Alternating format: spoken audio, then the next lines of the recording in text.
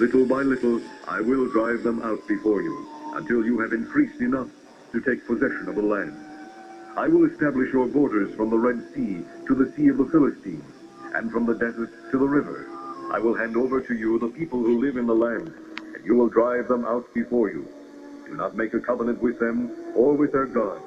Do not let them live in your land, or they will cause you to sin against me, because the worship of their gods will certainly be a snare to you.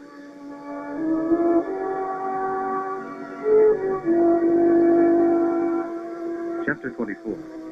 Then he said to Moses, "Come up to the Lord, you and Aaron, Nadab and Abihu, and 70 of the elders of Israel. You are to worship at a distance, but Moses alone is to approach the Lord.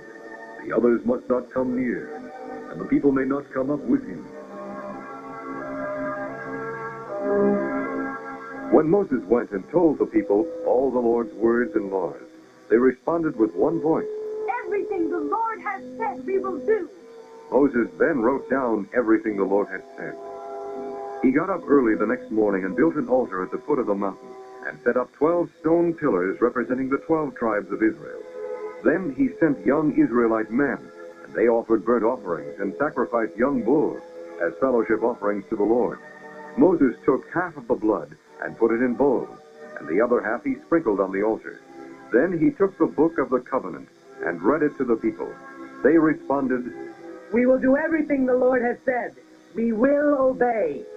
Moses then took the blood, sprinkled it on the people, and said, "This is the blood of the covenant that the Lord has made with you in accordance with all these words." Moses and Aaron, Nadab and Abihu, and the 70 elders of Israel went up and saw the God of Israel. Under his feet was something like a pavement made of sapphire, clear as the sky itself. But God did not raise his hand against these elders of the Israelites. They saw God, and they ate and drank. The Lord said to Moses, "Come up to me on the mountain and stay here, and I will give you the tablets of stone, with the law and commands I have written for their instruction." Then Moses set out with Joshua his aide, and Moses went up on the mountain of God. He said to the elders, "Wait here for us until we come back to you. Aaron and Hur are with you, and anyone involved in a dispute can go to them." When Moses went up on the mountain, the cloud covered it, and the glory of the Lord settled on Mount Sinai. For 6 days the cloud covered the mountain, and on the 7th day the Lord called to Moses from within the cloud. To the Israelites the glory of the Lord looked like a consuming fire on top of the mountain. Then Moses entered the cloud as he went on up the mountain, and he stayed on the mountain 40 days and 40 nights.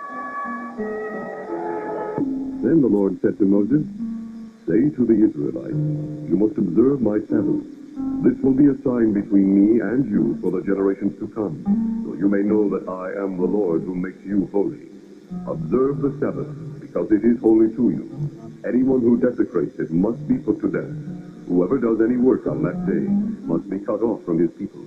For 6 days work is to be done, but the 7th day is a Sabbath of rest, holy to the Lord. Whoever does any work on the Sabbath day must be put to death."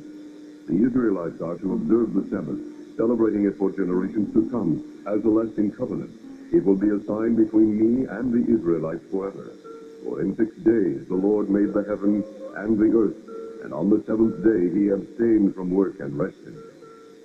When the Lord finished speaking to Moses on Mount Sinai, he gave him the 2 tablets of the testimony, the tablets of stone inscribed by the finger of God.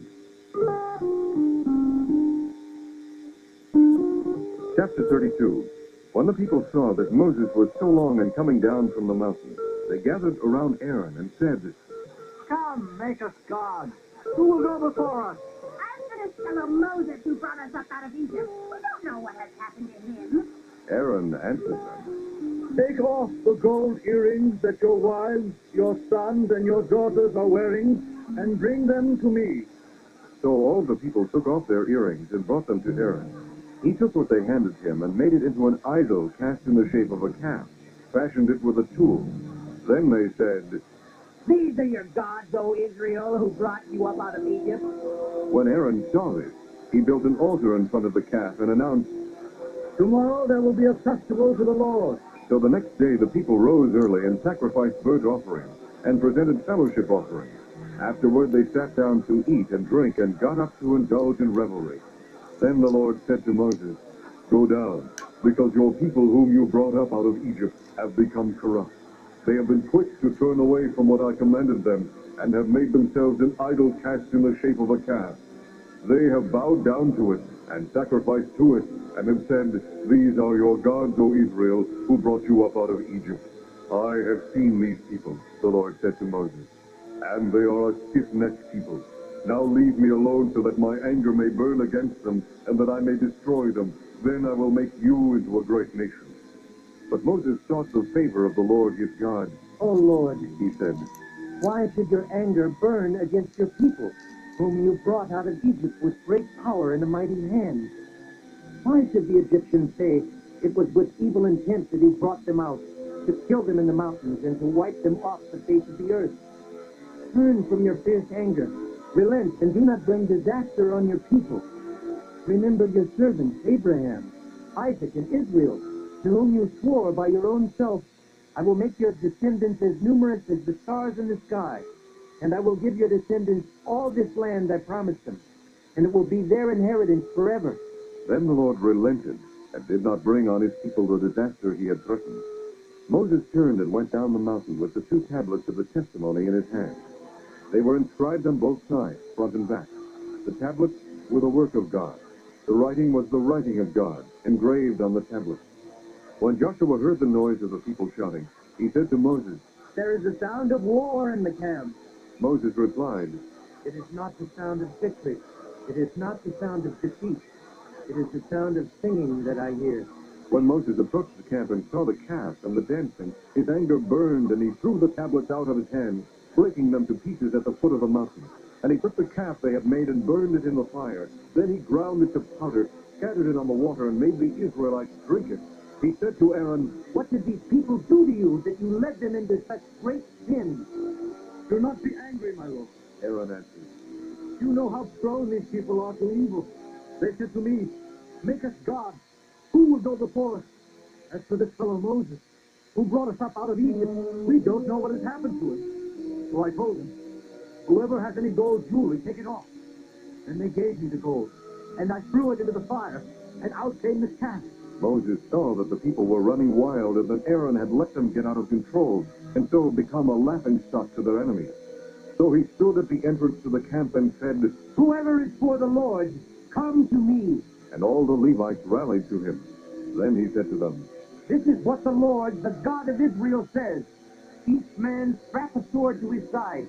Go back and forth through the camp, from one end to the other,